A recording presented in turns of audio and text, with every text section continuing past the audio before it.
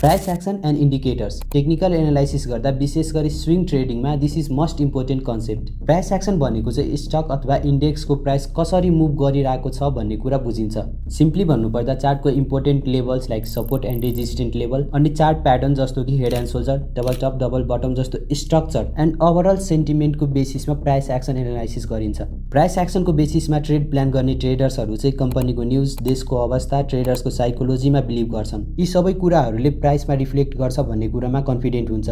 इन्डिकेटर्सको कुरा गर्नुपर्दा यो चाहिँ प्राइस, भोल्युम अनि टाइम पिरियडको बेसिसमा म्याथमेटिकली क्याल्कुलेट गर्ने टुलहरू हुन्, जस्तो कि RSI, MACD, moving average, Bollinger band etc. इन्डिकेटर्सले ट्रेड सिग्नल त दिन्छ लाइक ट्रेन्डको strength, support and resistance, reversal signal, buy signal, sell signal etc. But प्राय इन्डिकेटर्सहरू ल्यागिङ नै हुन्छ, यानि लेट सिग्नल दिने। So we can use for confirmation, but इन्डिकेटरकै बेसिसमा फुल्ली डिपेन्ड भएर ट्रेड प्लान नगरेकै राम्रो। प्राइस एक्सनसँग इन्डिकेटर कम्बाइन गर्दा बेटर रिजल्ट देखिन सक्छ।